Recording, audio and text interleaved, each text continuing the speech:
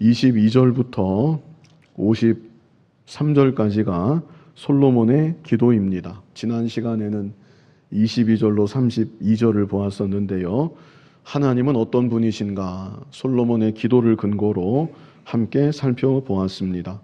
하나님은 유일하신 참 하나님이시고 언약을 지키시는 신실하신 하나님이시고 또 하나님은 하늘과 하늘들의 하늘이라도 감히 용납할 수 없는 크신 하나님이신데 자기 백성의 기도를 들으시는 자비의 하나님이시기도 하다고 하였습니다. 마지막으로 하나님은 선악간에 심판하시는 공의의 하나님이시다. 우리가 이런 내용을 지난 시간에 보았습니다. 이제 이어지는 이 시간 본문에는 이런 하나님께서 어떤 자의 기도를 들으시는가 이에 대한 말씀입니다. 어떤 자의 기도를 들으시는가? 제가 제목에 적어두었는데요. 어떤 자의 기도를 들으시겠습니까? 회개하는 자의 기도를 들으시는 하나님이십니다. 그래서 이 시간 제목이 회개하는 자의 기도를 들으시는 하나님, 이런 제목입니다. 자, 먼저 33절로 34절, 전쟁에 패했을 때, 여기 40절까지 몇 가지 경우가 나오는데요. 먼저 33절로 34절은 전쟁에서 패했을 때, 33절을 우리 같이 읽어보겠습니다.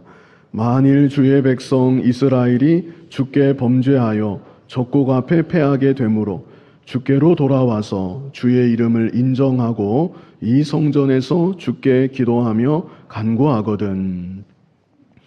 우리는 보통 전쟁에서 지면 군사력이 약해서 졌다고 생각을 합니다.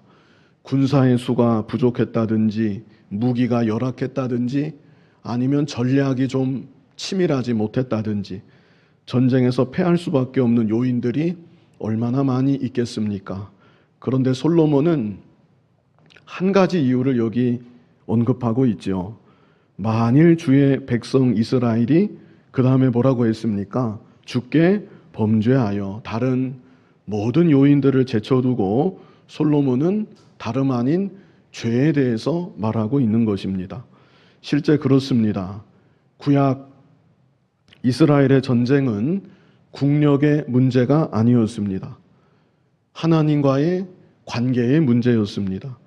가나안 정복기였던 여호수아 시대에 그 여리고성, 난공불락의 성이었습니다. 접근조차 하기 어려운 성이었습니다.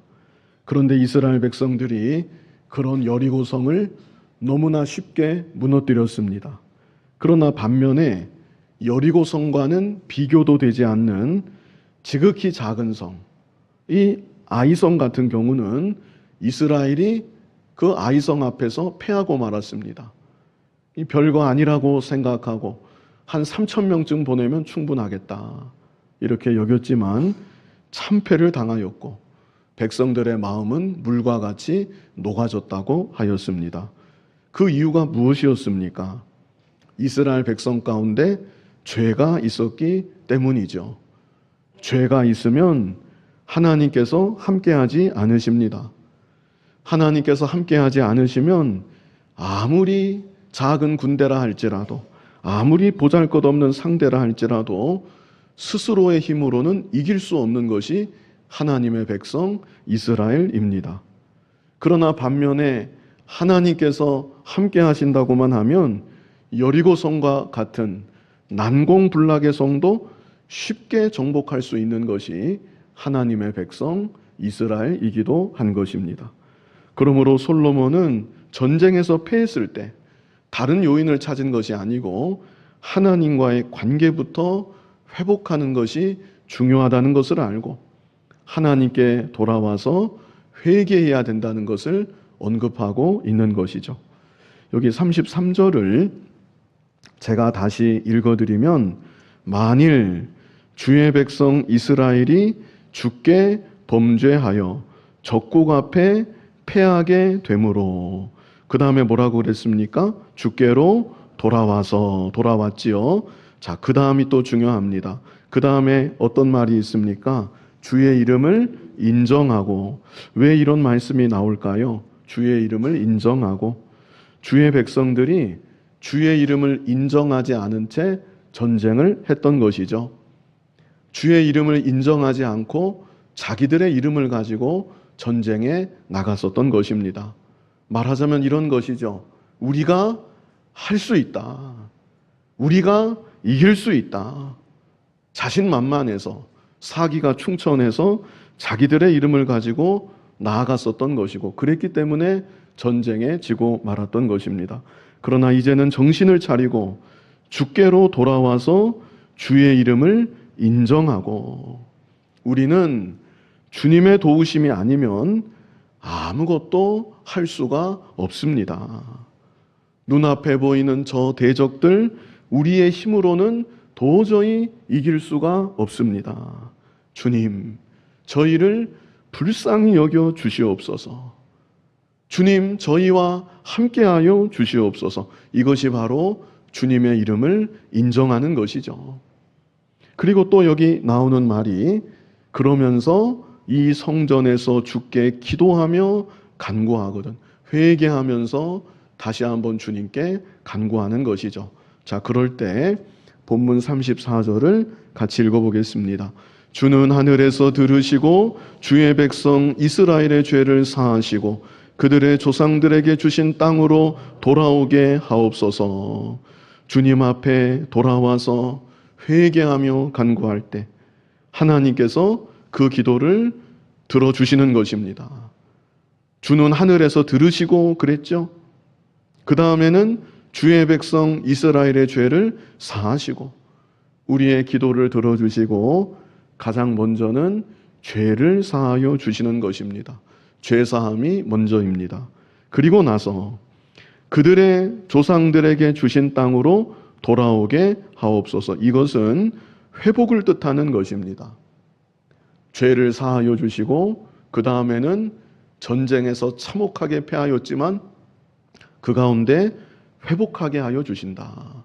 이것을 말씀해 주시는 것이죠. 전쟁에서 패한다는 것이 얼마나 큰 일이겠습니까? 제가 전쟁을 직접 경험해 보지는 못했지만 전쟁은 정말 끔찍하고 정말 참혹한 일입니다.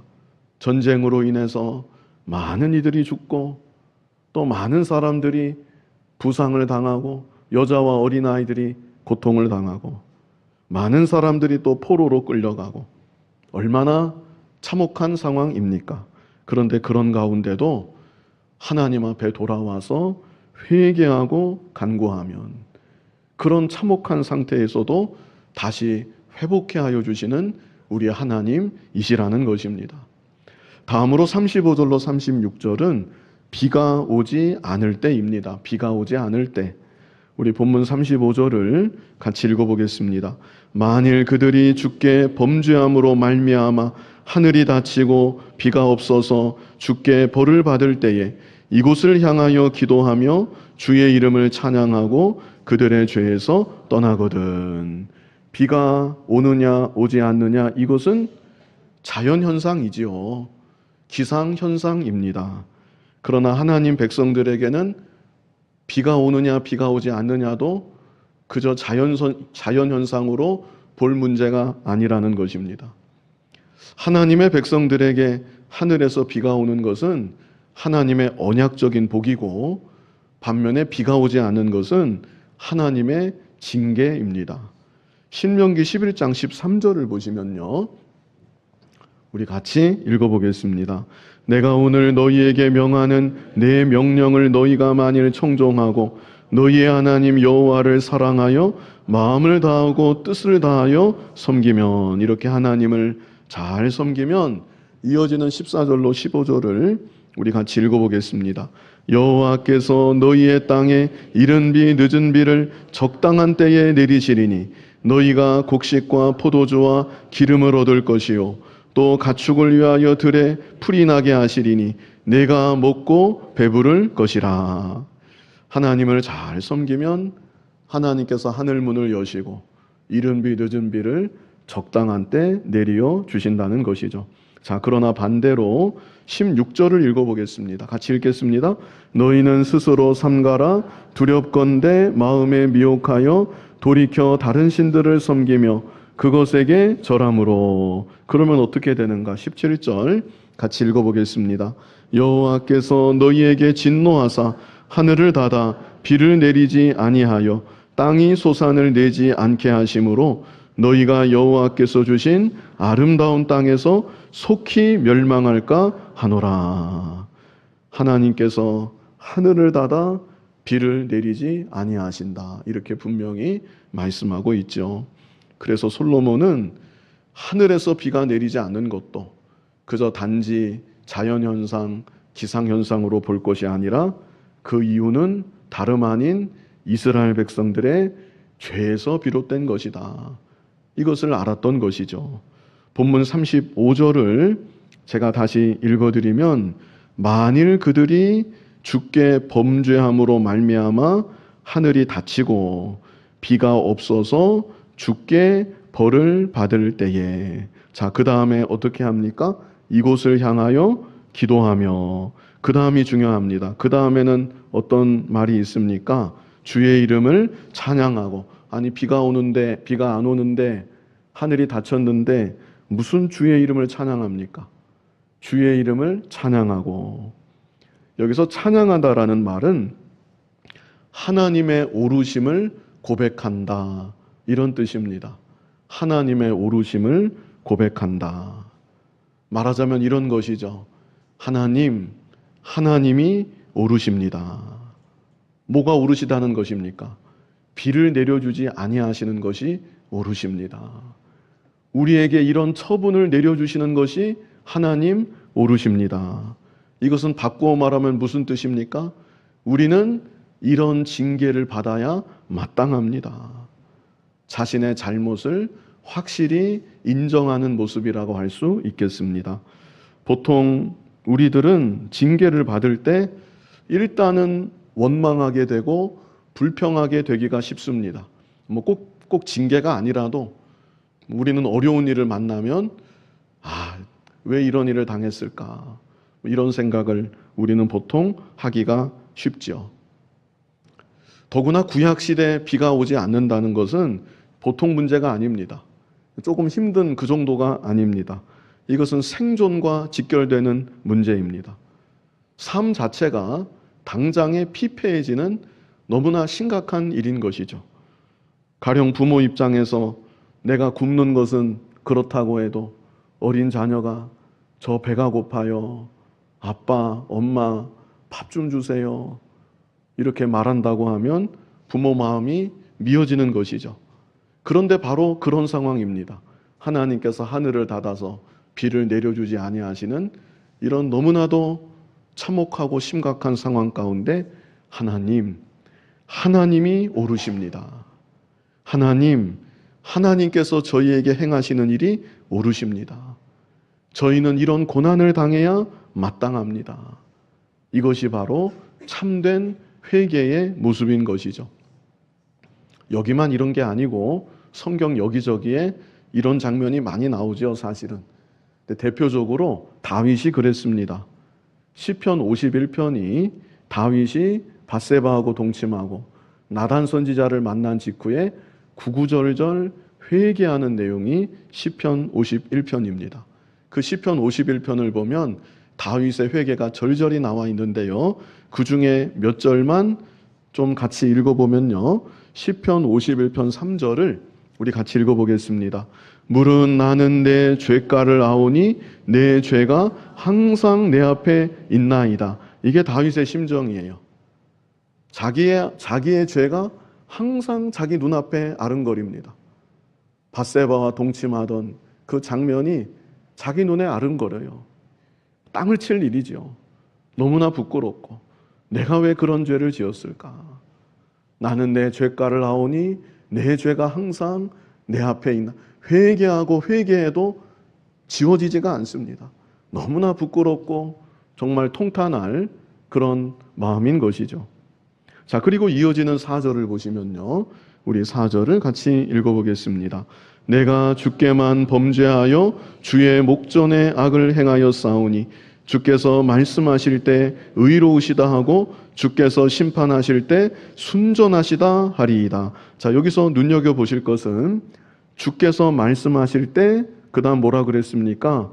의로우시다 하고, 주님의 말씀이 어떤 말씀이겠습니까? 이 상황에서 책망의 말씀입니다. 자기의 마음을 찌르는 책망의 말씀을 주님이 하시는데 그 말씀은 의로우신 말씀입니다. 다윗이 이렇게 말하는 것이죠. 그리고 그 다음에는 뭐라고 그랬습니까? 주께서 심판하실 때 어떻다고요? 순전하시다. 이런 나를 어떻게 심판하시든지 나를 어떻게 벌하시든지 주님은 순전하신 주님이십니다. 다윗도 역시 이렇게 주님을 찬양했던 것이고 정말로 자신의 죄를 철저히 회개했던 것입니다. 그래서 자기의 죄를 회개하는 사람은 하나님께서 어떤 징계를 내리시든지 그 가운데 하나님을 찬양하는 것입니다. 찬양의 내용은 다름 아닌 하나님은 옳으십니다. 하나님, 제가 하나님 앞에 이런 벌을 받아야 마땅합니다. 자, 본문으로 돌아가서 조금 더 있습니다. 35절 끝부분에 주의 이름을 찬양하고 그 다음에는 또 어떤 말이 있습니까? 그들의 죄에서 떠나거든. 이게 회개의 완성이라고 할 수 있습니다. 회개의 완성은 죄에서 어떻게 하는 것입니까? 떠나는 것입니다. 죄에서 떠나는 게 회개의 완성입니다. 단순히 잘못했습니다. 죽을 죄를 지었습니다. 용서해 주십시오. 거기서 그치는 것이 아니라 죄에서 완전히 떠나는 것. 더 이상 죄의 길로 걸어가지 않고 익숙한 죄의 습관을 끊어버리는 것. 그것이 참된 회개의 열매인 것이죠. 그 구약 성경에서도 회개를 지칭하는 단어는 방향을 바꾼다는 뜻입니다. 동쪽으로 가던 사람이 돌이켜서 서쪽으로 가는 것. 그게 바로 회개인 것입니다. 우리가 살아가는 날 동안 이런 회개의 은혜가 우리 가운데 있어야 되는 것이죠. 나의 속에 잔재해 있는 수많은 욕심들, 죄성들 하나님 앞에 회개하고 간구하면서 그런 모든 죄악된 것들을 끊어버리고 벗어버려 나아가는 그런 우리들이 되어야 하는 것입니다. 그리고 이렇게 하나님 앞에 회개할 때 우리 36절 같이 읽어보겠습니다. 주는 하늘에서 들으사 주의 종들과 주의 백성 이스라엘의 죄를 사하시고 그들이 마땅히 행할 선한 길을 가르쳐 주시오며 주의 백성에게 기업으로 주신 주의 땅에 비를 내리시옵소서. 회개할 때 들으시고 그리고 역시 죄를 먼저 사하여 주십니다. 그리고 또 덧붙여져 있는 말이 그들이 마땅히 행할 선한 길을 가르쳐 주시오며, 다시 한번 가르쳐 주시라고 하나님께 간구하는 것입니다. 말하자면 다시 한번 교훈해 주시옵소서. 제가 너무 연약하니 또 말씀해 주시옵소서. 아는 말씀도 또 듣고 저는 계속 들어야 되겠습니다. 제가 너무나도 부족하니 또다시 교훈해 주시옵소서. 또다시 가르쳐 주시옵소서. 이런 간구인 것이죠. 이런 간구는 단지 간구만이 아니라 얼마나 그렇게 살아가기를 간절히 소망하고 결단하는지를 보여주고 있는 것이죠. 바로 그럴 때 주의 백성에게 기업으로 주신 주의 땅에 비를 내리시옵소서. 하나님께서 마침내 회복의 은혜를 베풀어 주시는 것입니다. 이제 37절로 40절은 여러 재앙을 만날 때입니다. 여러 재앙을 만날 때 우리 37절을 같이 읽어보겠습니다. 만일 이 땅에 기근이나 전염병이 있거나 곡식이 시들거나 깐부기가 나거나 메뚜기나 황충이 나거나 적국이 와서 성읍을 에워싸거나 무슨 재앙이나 무슨 질병이 있든지 막론하고, 여기서 솔로몬은 여러 가지 종류의 재난들을 열거하고 있죠. 먼저는 자연재해입니다. 기근이 들고 전염병이 돌고 곡식에 병들고 메뚜기 떼가 곡식을 다 먹어버리는 이런 자연재해를 언급하고 있고요. 다음은 전쟁이지요. 적국이 쳐들어와서 성읍을 에워쌉니다. 그리고 마지막은 그 외에 다른 어떤 재앙 혹은 질병입니다. 이렇게 솔로몬이 여러 재난들을 나열하는 것은 우리 인생에는 하나님을 찾을 수밖에 없는 수많은 종류의 환난이 있다는 것을 우리로 하여금 생각하게 하는 것입니다. 자, 중요한 것은 38절입니다. 우리 38절 같이 읽어보겠습니다. 한 사람이나 혹 주의 온 백성 이스라엘이 다 각각 자기의 마음에 재앙을 깨닫고 이 성전을 향하여 손을 펴고 무슨 기도나 무슨 간구를 하거든. 자, 여기 먼저 주목해서 보실 것은 중반절에 다 각각 자기의 마음의 재앙을 깨닫고, 이 뜻을 정확하게 아시는 게 중요합니다. 여러 가지 재난들이 일어날 때 다 각각 자기의 마음의 재앙을 깨닫고, 이게 정확하게 무슨 의미인가? 자, 이것은요, 자기의 마음 안에 재앙을 깨닫는다, 이런 뜻입니다. 자기의 마음 안에 재앙을 깨닫는다. 자기 마음 속에 재앙을 깨닫는다, 이런 뜻입니다.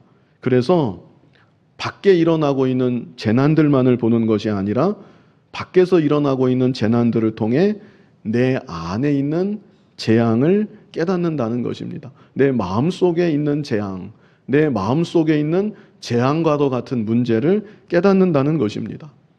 우리는 어려움을 만나면 당장 외부의 환경부터 보기가 쉽습니다. 그러나 솔로몬은 이 기도를 통해서 먼저 우리의 마음을 보아야 한다, 이것을 알게 하여 주는 것이죠. 어떤 마음을 보아야 할까요? 가령 하나님 앞에 교만하지는 않았는가? 이 교만이 큰 문제지요. 재앙과도 같은 문제입니다. 하나님 앞에 내 마음이 교만하지는 않았는가?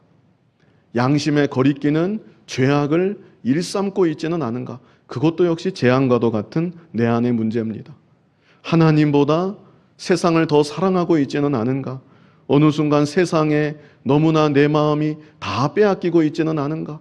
이런 것이 내 안의 재앙과 같은 문제인 것입니다. 인생의 여러 환난을 만나게 될 때 우리는 하나님 앞에 내 안에 어떤 재앙과 같은 문제가 있는지 그것부터 보아야 된다는 것입니다. 38절 제일 앞부분을 보시면 한 사람이나, 그런 구절이 나오죠.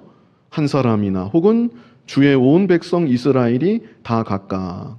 자, 지금 이 상황은 지금 바깥에서 일어나는 재난이니까 공동체 전체에 임하고 있는 재난입니다. 그럴 때 깨닫는 사람 한 사람이라도 자기가 먼저 자기의 마음속의 재앙과 같은 문제를 돌아보고 하나님 앞에 회개하며 기도하면 하나님은 그 기도를 들어주신다는 것입니다.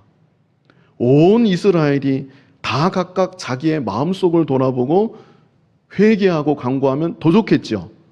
그러면 더 좋겠지만 그렇지 못한다고 하더라도 중요한 것은 한 사람의 회개를 들으시는 하나님이시다.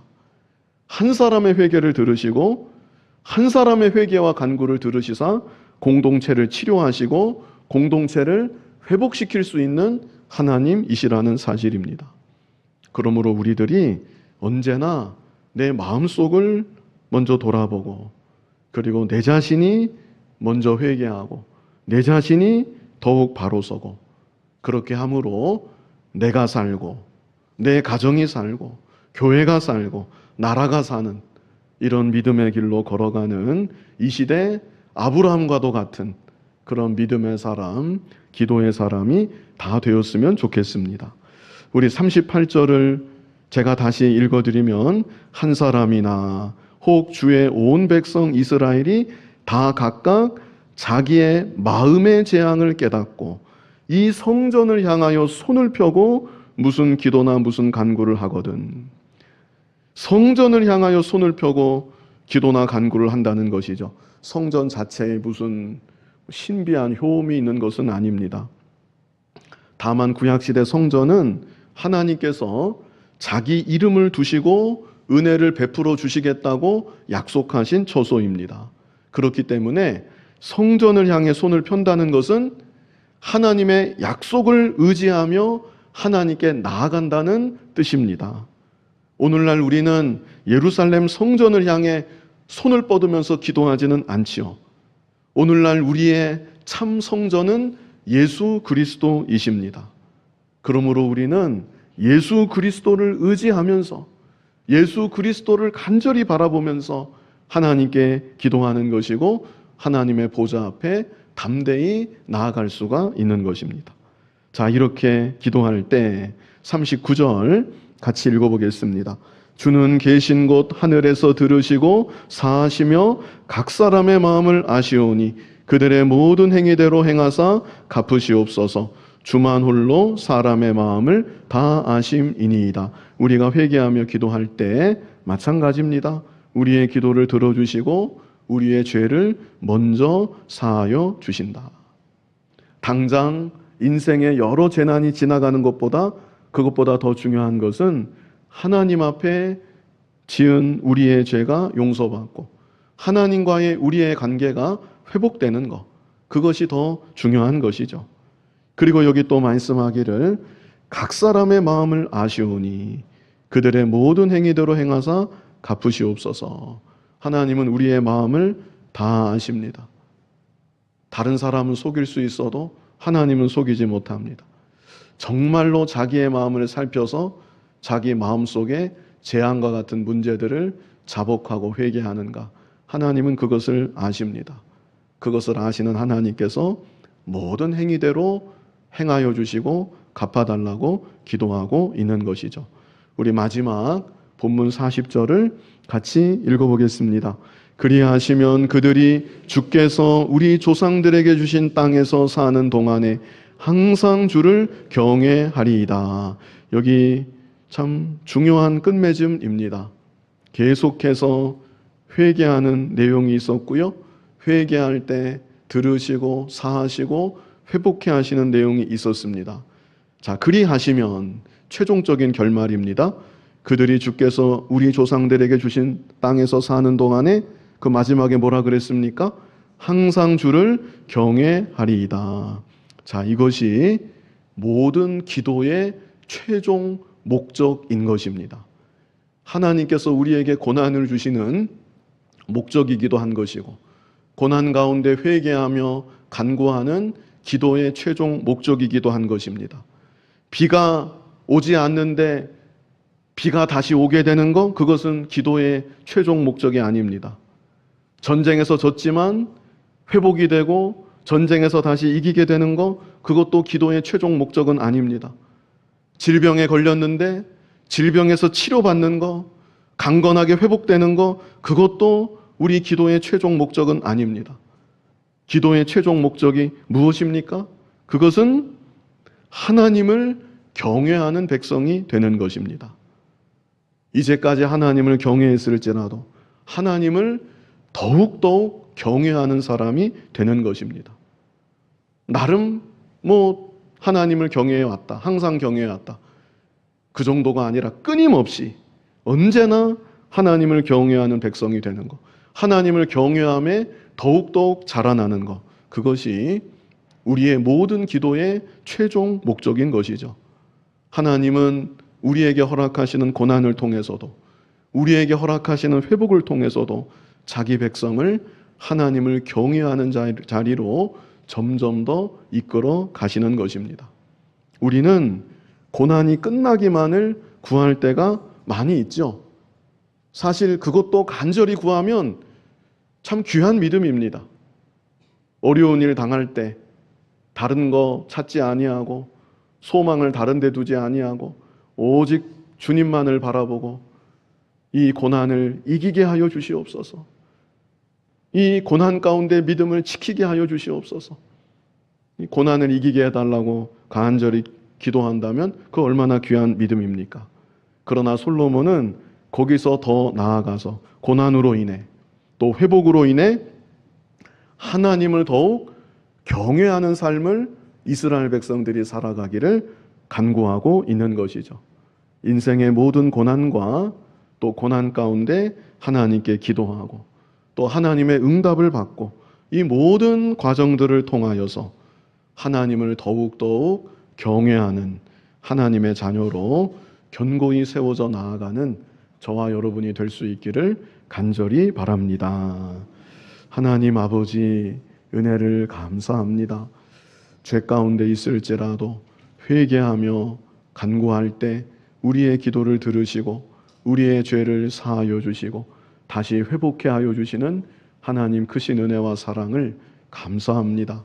어떤 자리에 있든지 우리 하나님을 참으로 간절히 바라보고 하나님께 회개하며 간구하는 우리들 되게 하여 주시고 그 모든 과정들을 통하여 우리 하나님을 더욱 경외하는 하나님의 백성들로 더욱 견고히 세워져 나아가는 우리들 모두가 되게 하여 주시옵소서.